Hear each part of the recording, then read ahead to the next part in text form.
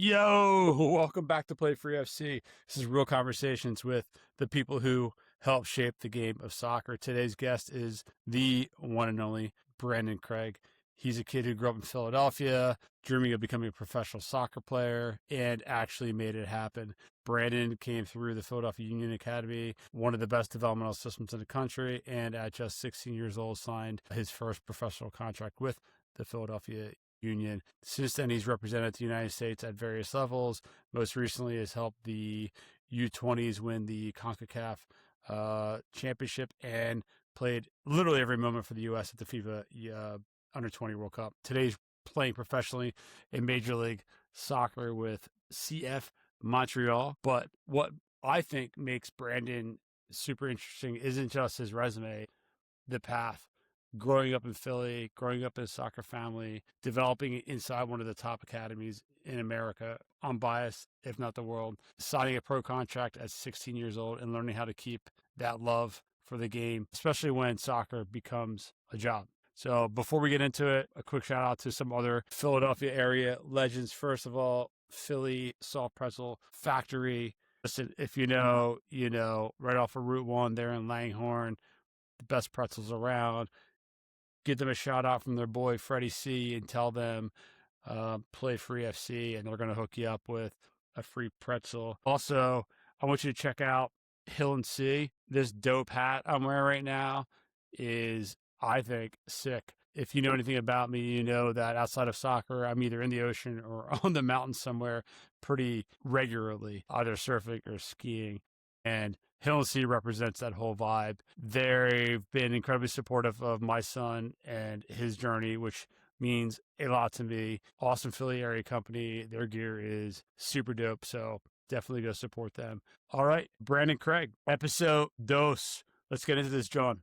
So where are you right now? I'm in St. Pete in Florida, and during our preseason camp. We've been here for about 9 days or so, but we're at IMG for about 9 days as well before that. What's what's that like? IMG. So back in the day, that used to be the national team training camp for everybody. Mhm. Is that sick? Yeah, it's pretty legit, and it's kinda crazy how it's basically for high school students. There's so many fields for, like, soccer, 15, 16 fields. There's a lot of stuff for football, for baseball, for track. You have villas there so that kids Okay. can live in the villas, which is pretty cool, especially if Yeah. you have some teammates or friends, you can live with, which is pretty neat. It's insane. And then kid that played for me and the Chamonix, Ryan Soroka, Mhm. was on the U17s, et cetera. I think he was a captain, went down to the World Cup, and that's where he went and trained at IMG. So it was Mhm. like back in the day, like pre the way things are now, that was like the way to go for sure. Yeah. So it's funny when I thought of you, I started thinking a lot about like the first time I actually met you. It's Mhm. weird. I actually remember when I remember you, if that makes any sense. Meaning like, Really? yeah, dude, it was a sideline and you were running around for an open cup for us. Mhm. And I remember thinking like, how cool is that? I hope one day that my kids will do that. And this is like pre-Andrew too, I think, as well. And it made me Yeah. like really thinking about then and now. Like this is Philly soccer. Think about all the parents and friends of your parents and whether it's myself or whoever, and all the kids that you grew up with within that. I start to think a lot about like it's not just the teams, it's the families, it's the parents, Yeah. friends who played together 20 years later. Like we're arguing over a game in '98 where your dad mishit a ball to Joey DeSalvo right down the wings, like stuff like that. We argue about. Yeah, yeah, yeah. I I think about Boxing Day at your parents' house. I think about wall to Mhm. wall soccer or the games on TVs and people coming in and out all day. And it just wasn't about watching the games. It was like culture. So if you're okay with it, maybe let's start there. Yeah. What makes Philly soccer different? I would say the one thing about Philly is it's very tight knit. You build a lot of connections. And obviously I know everybody through my dad, but I think even my dad, they know a lot of people. And it's good to like build all those connections because obviously one day it might lead to something even better. It's a very tight knit community that kind of grow a bond of enjoying soccer, watching it, playing it, coaching it. A lot of people take pride in it, which is, awesome to see. And it's in every single level, whether it be older generations, grandparents, parents, and obviously now kids. And it'll just keep trickling down to future generations as well. Maybe talk about that for a second. Talk about what it was like going to um, a Lighthouse versus UGH game or a VE versus Ukrainians and what that environment was like in that area because I think that's very specific and very unique. And I Mhm. think as a kid, you got to see that up close. I remember most of the time it would just be me, my brother, or me and a bunch of my friends. We would just be playing during those games on different fields. Really wouldn't even be watching the games a whole Yeah, lot, to man. be honest. Dude, that's exactly. I remember you were on another side of the field kicking the ball. That's Yeah, how I remember you, man. Yeah. yeah. We would just do our own thing, just be kids, play around, mess around a whole lot instead of actually watching the game because you just want to kick the ball into the goal. It's just all you care about. So not necessarily focus on, my dad's game or even my mom's game. So it's kind of just kind of doing your own thing. Yo, that's such a great segue. A lot of people know your dad. I play with your dad, obviously, but not as many people know about your mom. And Yeah. your mom is a pretty awesome player. They met at Yeah. Temple. Did soccer just feel natural and for you and obviously your brother? That was the path. That was it for you. Honestly, it was always gonna be that path, especially in the house and in the backyard and over at the grandparents' house. It's always been in my DNA since I was born. They were kinda in my shoes, a good 30, 40 Hmm. years ago. Obviously different levels, but it's very crazy to think about how much my parents have done, and not only my parents, but all the other parents that I know and I've grown up with and whose sons I've played with, you know. It's been a long time. But yeah, I think ever since I was young, I just always been kicking a ball around. I wouldn't say I was forced because I did it and I kind of loved it. I'm way too young to Yeah, realize I when the love it. first time I kicked the soccer ball, but obviously It was big like help oxygen. from my parents. Yeah, exactly. So it's It, it, exactly it like was like that. oxygen for you. Like you didn't. Yeah, yeah, yeah. I do want to ask you this question. I was thinking about when you watch yourself now, or you think about your game. Whose game do you see more of? Your mom's or your dad's? I've definitely got a lot from both parents. So I would say more like my dad in terms of technique, like striking a ball. That Mm, I would say more yep. my dad. My mom, I would say my temper on the field. I'm a lot nicer than a lot of people on the field, which doesn't mean I don't get pissed. And there's No, still times I get really no. mad, and my teammates and past teammates know that. But I don't think it's at the level that my dad would, because I've heard a lot of things about that. Can I Yeah, pause and do the old if you know, you know, and I'll just let it go there. But that's how it's funny. And I love how you answered that because without have seeing your mom, knowing your mother's temperament, I knew that that was a part of how you play. And yeah, you hit a ball like your father. I never saw your mom play, but I'm sure she had very similar technique. I think that's an incredible way to answer that question. yeah. Yo, so you said something earlier, which is I played with my parents' friends' kids. And there's a surf movie out there called Momentum Generation. It's all these kids who played together or surfed together who ended up being like these great surfers.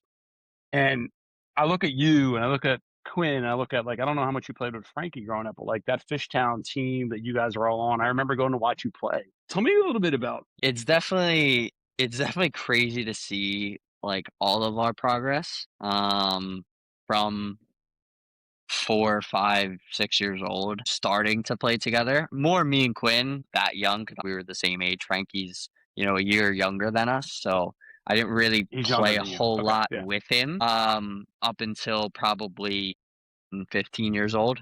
It's kind of crazy to think about where we're at now. It's a massive jump. It's really exciting, really intriguing to watch all that process, and you don't really notice it in the moment, but you can always look back at mm, it now. I've been teammates with Quinn ever since we started playing soccer together at 4 or 5 years old, which is insane. So 15 years as teammates, always on the same team. I don't know how many other people have done that in the world. I think it's wild, and I'll jump in because I realize some folks probably don't know who we're talking about. We're talking about Yeah. Quinn Sullivan, who plays with the Philadelphia Union. We're talking about Frankie Westfield, who also played with the Union. All three of you guys have made various national team appearances, and all three of you guys have known each other since you were kids. And oh, by the way, all three of you guys have parents who played with each other, and I played with those guys as well, Mhm. which is pretty wild. And you kind of answered that question, which was I was going towards. When did you feel it? When did you start to feel it? Like this is real. Honestly, I think it was, like, closer to, like, 10, 11 when we started training with the union a lot more, going to their futures camps or PvP stuff. Mm. When we started to do that, you know, more I think that's when it felt a little bit more serious, like, "Okay, like, this could be my new team, and, this is a really good opportunity." And obviously, it's just more you grow as the years go by, you just kept getting more important every single day, and I got to a point where I was like, "I don't think college is the right thing." I think it's, better to take risks, especially young, when you're 15, 16 years old, and try and make a living doing the game that you love. It's not for everybody. It's a very difficult path. It is not easy, especially when you're very young, playing with guys who have been making a living at their job for 10 years or more. It's not easy. You got to have thick skin. You got to be brave. You can't let anything really get to you a whole lot. You just got to move on, work really, really hard. A lot of it is down, obviously, to the mental game as well. And I think that's gotten way more important throughout these last couple years. That's just, where we are as a society. Like, it's not just soccer players, it's just where we are as people. Going back to playing with those guys, our parents played together. Dads, moms. My dad played under Larry Sullivan, who's Quinn's grandfather, at Father Judge. So it's like a family ties since we were born. We were kind of just born intertwined. Yeah. I think a lot of folks in Philly, especially the Philly soccer scene, know that. But I think a lot of the folks that are listening to this, or whether they're from the Jersey area or wherever, don't know that and how incredible of a story that is. And I think it's very interesting what you're saying in regards to getting into the academy system and then moving from like a fish down into YSC. Now I'm thinking about it. What does Richie Graham mean to you? What does that mentorship meant to you and to all the folks that you've been playing with and are friends with and what YSC brought you? I'm curious to understand how Richie brought the academy system into like a new level, frankly, across the country, right? One of the first, if not the first, high school that you could go to get the greatest education. Oh, by the way, play soccer full time. Maybe if you can talk a little bit about that.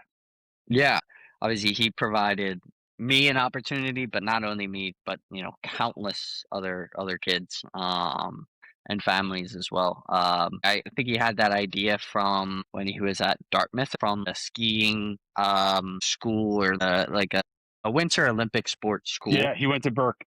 Yeah, yeah, yeah. So he Yeah, saw that, I'm pretty sure he went and to Burke Academy. yeah, Yeah, and was like, "Why can't we do this for soccer?" And that's when he had the idea, and everything came to fruition, and he was very new. I don't think any MLS team had that 15 years ago when they started it.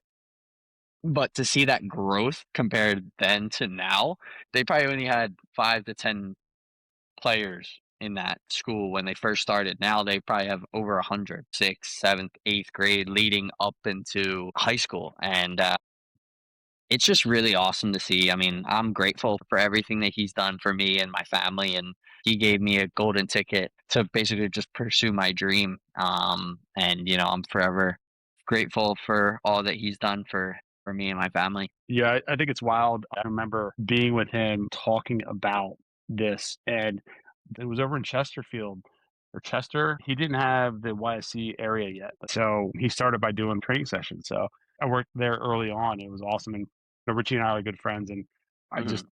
am so proud of what he's brought together. And by the way, again, and not to bring your dad up or Mr. Sullivan, we all played with him. It's kind of cool Yeah, yeah. when you think about like what he's done.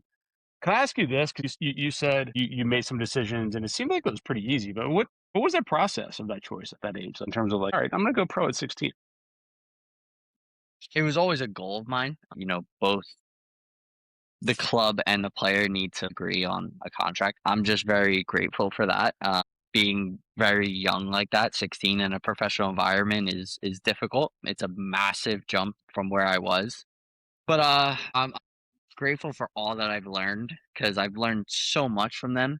Especially in my time from the academy to the second team to the first team, I've learned a whole lot in that building, and I'm very grateful for that. And I've learned so much that I've improved into my game now and continued that. And obviously, I've just gained all that experience to focus on other things and what I need to improve on. And Knowing you the way I know you, which is peripherally, I unfortunately moved out of town when you were younger, but you always seem to me like, and you still do, this incredible head on your shoulders. And I've always wondered, what does it take for somebody at that age to be able to have that focus, have that discipline, have that maturity to be professional?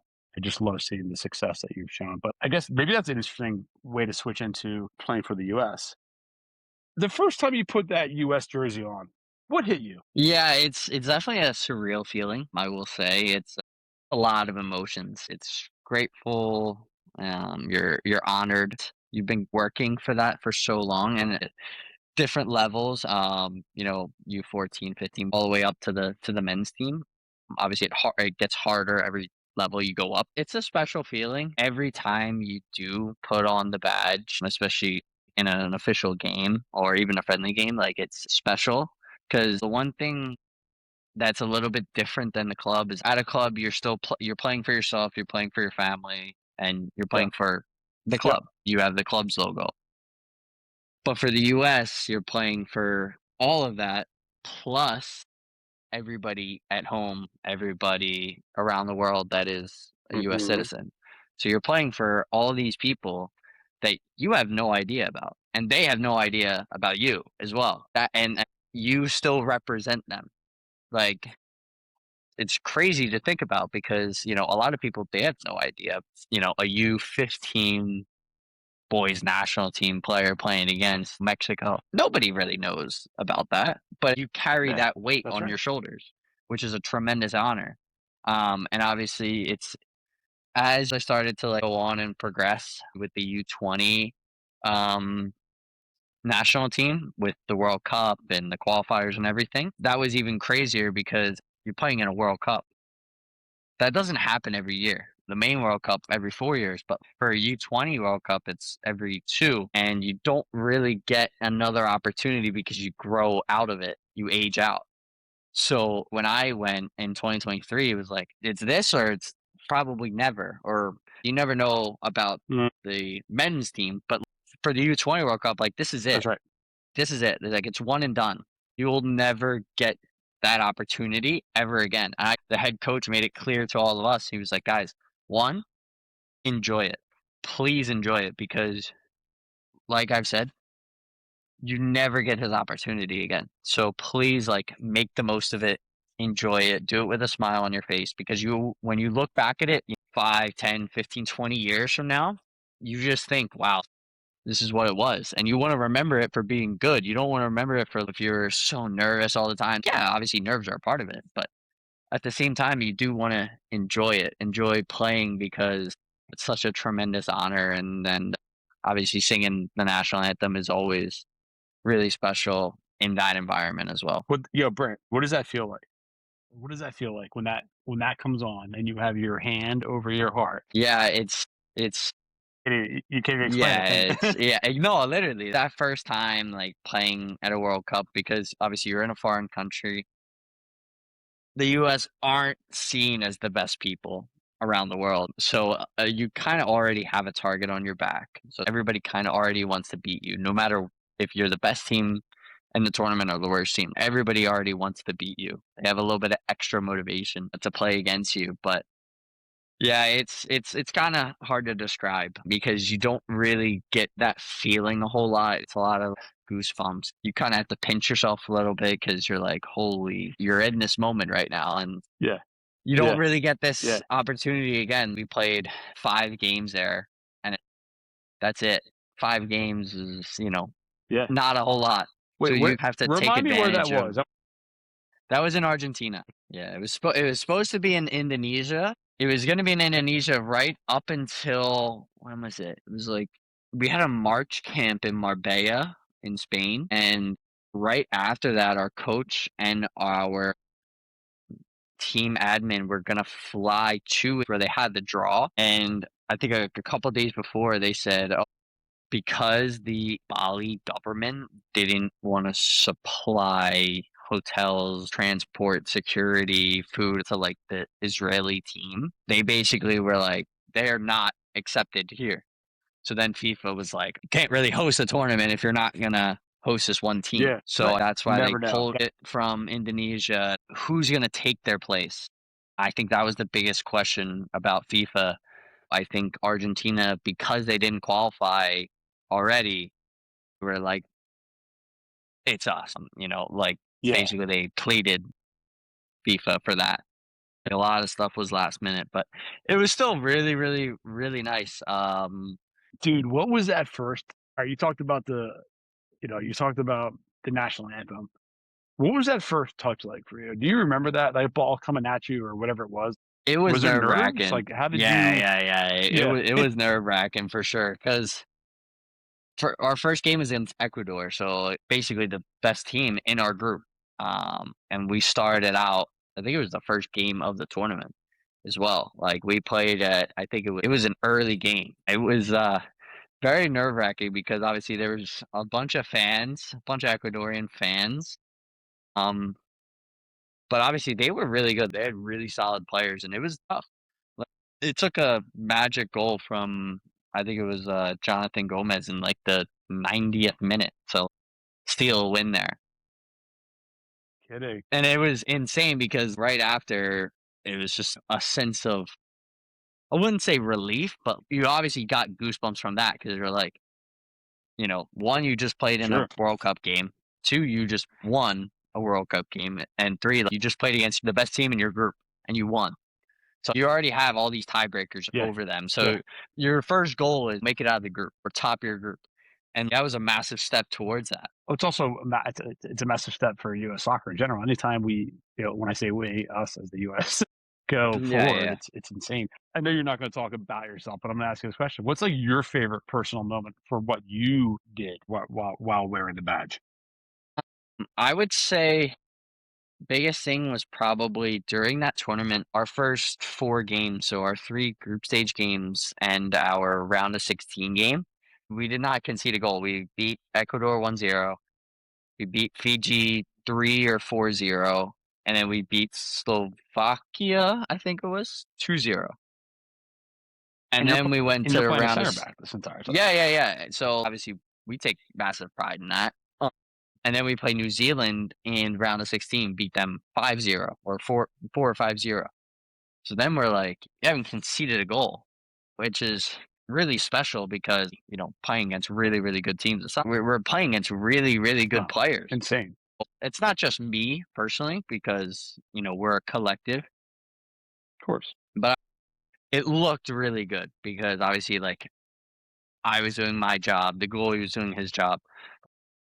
Basically, everybody was doing their job, which was a really good reflection of, you know, how the team was doing. And the only tough thing about that, and it was kind of not bound to happen, but it could have been a possibility, was when we did concede a goal.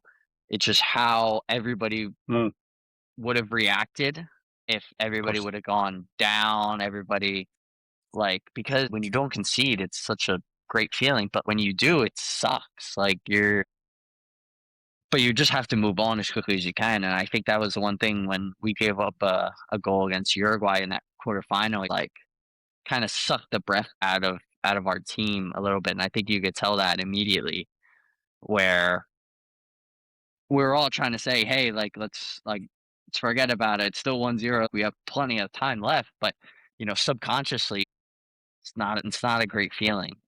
You're always kind of thinking about it. Yeah, at that level, it's such a high level of performance. Yeah. I remember watching that, and I said that's how the game goes, man. You know better than I ever will, and that's what you love about it. It's what you hate about it, but that's the game, right? Let's switch it up a little bit too, man. I don't think you've met my youngest daughter. Her name's Casey.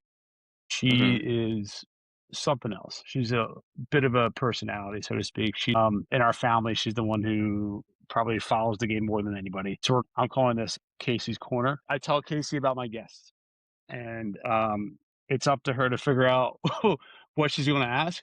And I'm going to tell you right now, it's probably never going to be about soccer. Hi, Brandon. I know you're from Philly, but now that you're in Montreal, what's your favorite food? And when you were in Philly, what was your favorite cheesesteak?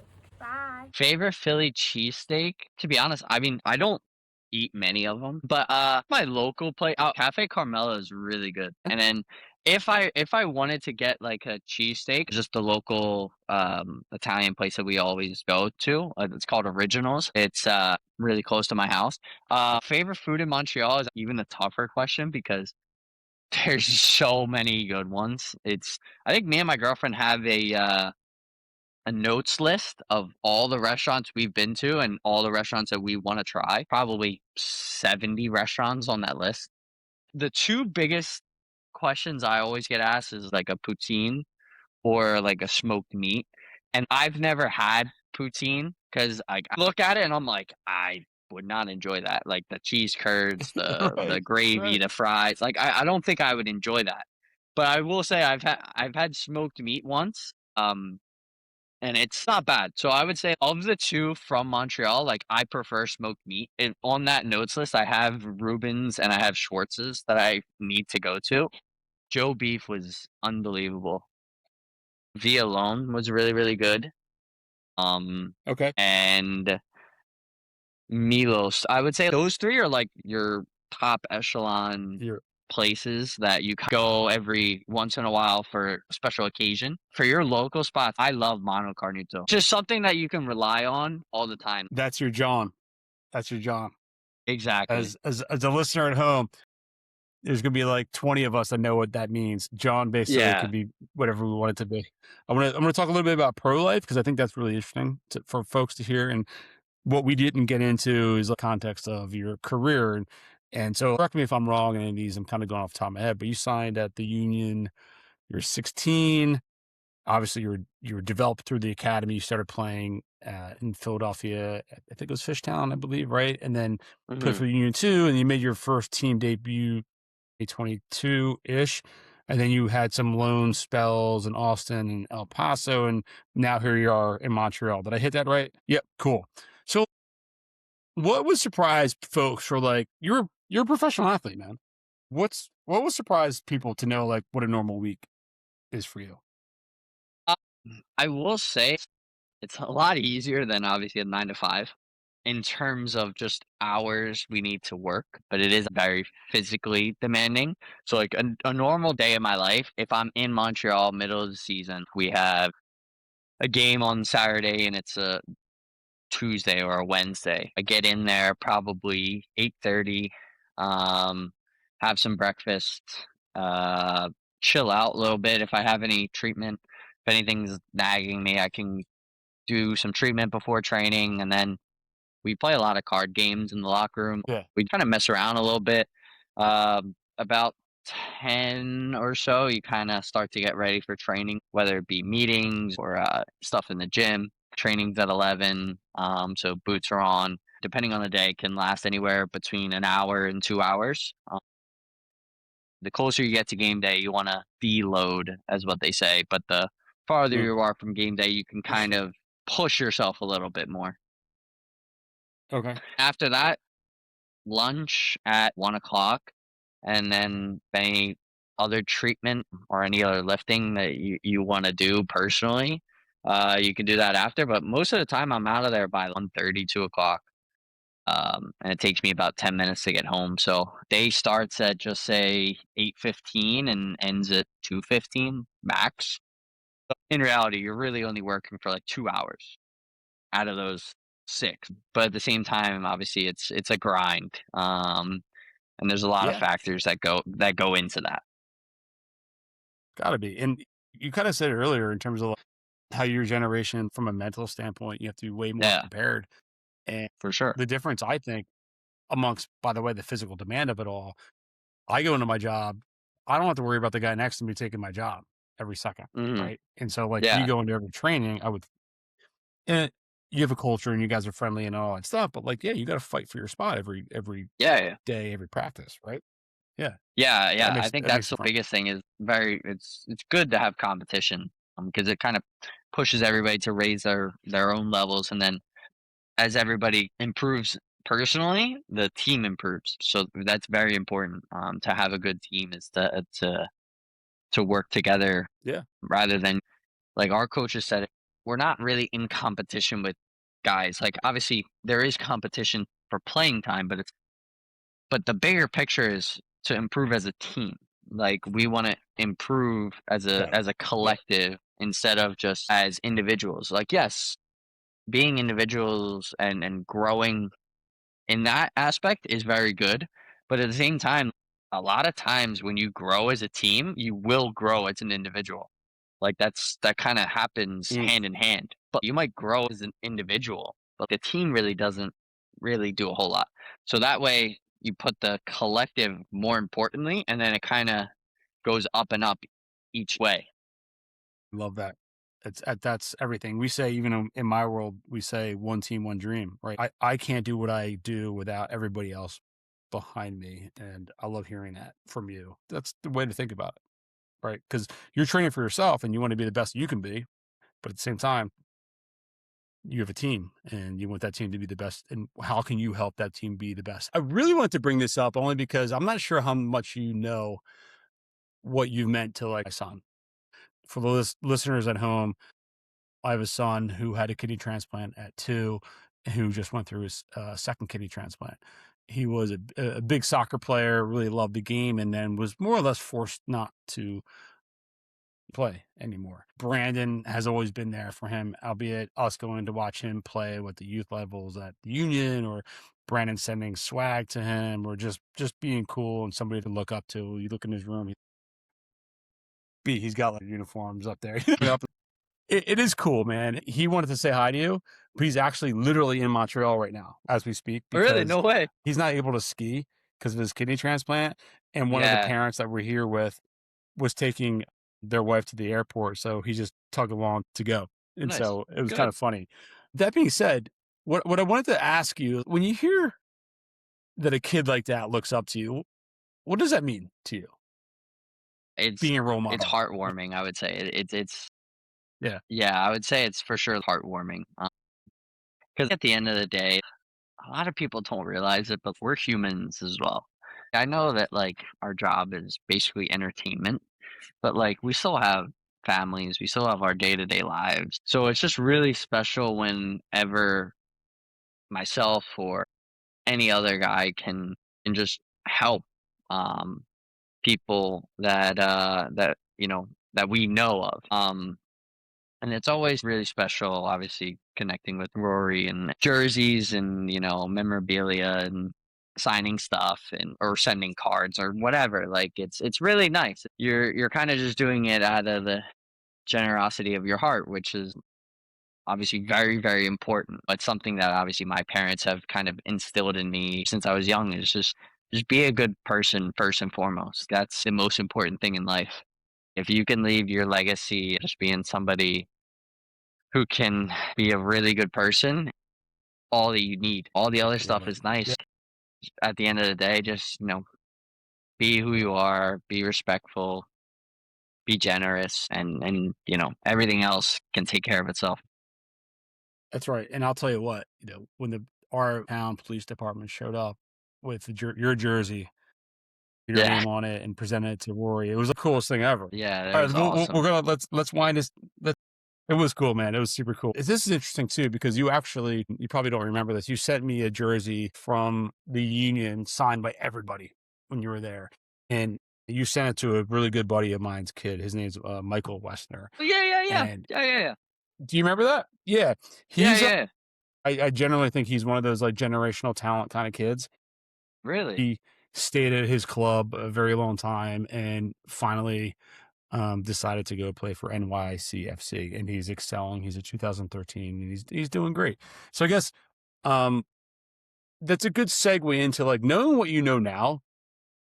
What advice would you give a kid like him chasing this? Uh, So a kid at the kid honestly, at academy, like kid at academy yeah. who's there. Yeah. just starting out.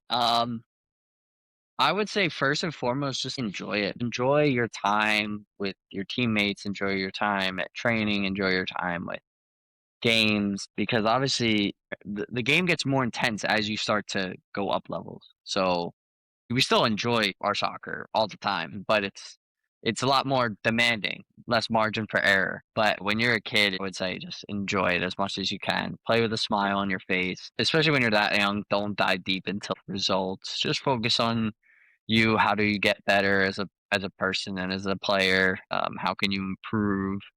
I would say that's like the main thing.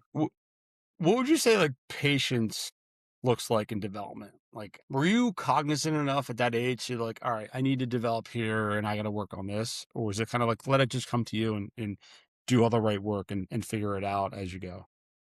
For the most part, it was kind of just up to me, and it was kind of what my weaknesses are in training or in games. Where did I make mistakes? Hmm, And how can I fix those mistakes or learn from those mistakes so I can try to not make them again? Because it's all different kinds of mistakes. There could be without the ball mistakes, with the ball mistakes, mental mistakes. It's just how you focus on preventing those mistakes again, and obviously learning from them. That's really important to try and get better. And obviously, you can do all the extra work, like saying I want to get better at shooting. Okay, well, go shoot for you know 15, 20 minutes. Just do as much as you can to try and improve that, because especially if the stuff is technical, you can go do it whenever you want. If the stuff is more like game like, it's kind of hard to do that on your own. It's very situational. Say, lose a man in behind because you weren't in the correct position. A ball gets played over top. You lose your man because he's just anticipating it earlier. It's kind of tough to do that on your own. You have to do it in training and learn from it in training in the moment. Like, you can watch it back on film, but then you have to just learn from it and improve on it the next time you ever get in that situation. absolutely. No, it makes a ton of sense. And I guess that's the benefit of being at a good club or academy or whatever it might be to get the feedback too, right? Which is, Yeah, yeah, I for think, sure. um, all right, man, let's close it out. When you're 13, 14, 15, this is a two-parter, and I'm not trying to be heavy, but I'm curious. What did you think this was all about? This being soccer and the career in front of you, or just playing a game? N- Here you are. How old are you, bud? 21? 21. What is it actually about now? So, what did you think it was about, and what is it now about? That's Need a to hit good you. question. It's kind of tough because I don't think it's that much different. Now I'm just playing for a lot higher stakes. There's a lot more involved in it. There's a lot Mm, more to do. It's not only playing for me, but it's my job now. Obviously, it wasn't my job when I was, 15 years old, but it's my job now. So like if I play better, I can make more money, go up levels. You kind of have that in the back of your mind. Obviously, everybody wants to be the best version of themselves, and you right. just got to try and improve on that every single day. You always want to try and be better than the person or the player that you were yesterday. So you're always Mm, just trying to move along. I love this. Yeah. I wouldn't say it's the same, but it's similar. It's just there's a lot more stakes involved now because it's my job. It's what I get paid to do. What I just heard, you're having as much fun as you had when you were 13, 14, 15, Yeah, yeah, which is incredible. yeah, yeah. What a dream, man. What a dream. Hmm. All right, listen, man, like, I thank you so much for coming on Play Free. Like, I hope this was a fun conversation for you. Yeah. Um, It was great.